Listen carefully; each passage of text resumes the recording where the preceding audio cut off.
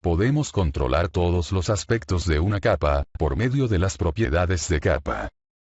Algunas de las propiedades que podemos definir, incluyen: cómo dibujar la capa, en qué fuente de datos está basada la capa, si se debe etiquetar la capa, si se debe especificar una visualización dependiente de la escala para la capa, y las propiedades del campo de atributos. El cuadro de diálogo propiedades de capa será diferente para distintos tipos de datos geográficos. Por ejemplo, la definición de la simbología de la fuente de datos de una clase de entidad será diferente a un dataset raster. Con el cuadro de diálogo propiedades de capa, podemos establecer las propiedades de la capa, como la simbología. Con una capa de grupo, podemos administrar las propiedades que se aplican a todo el grupo. Abramos por ejemplo las propiedades de capa de la capa de grupo caminos, para observar sus propiedades. Realizaremos una breve descripción de las pestañas del cuadro de diálogo propiedades de capa. General. Se utiliza para grabar la descripción de una capa, establecer créditos, y especificar las propiedades del dibujo dependiente de la escala. Fuente.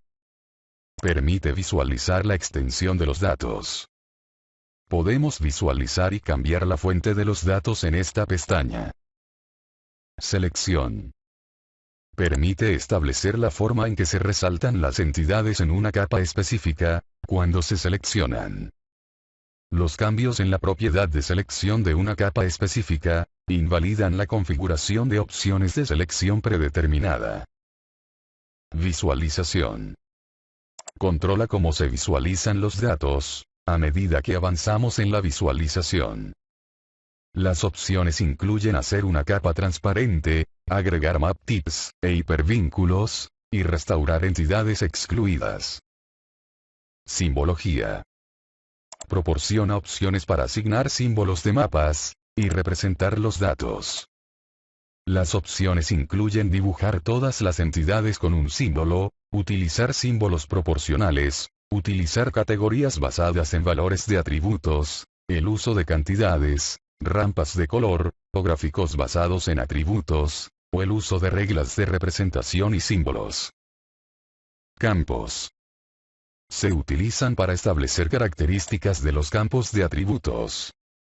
También podemos crear alias, dar formato a los números, y hacer que los campos sean invisibles. Un aspecto importante es establecer nombres de alias para los campos visibles, que facilitan el trabajo de los usuarios con atributos de entidades. Consulta de definición. Permite especificar el uso de un subconjunto de entidades en la capa.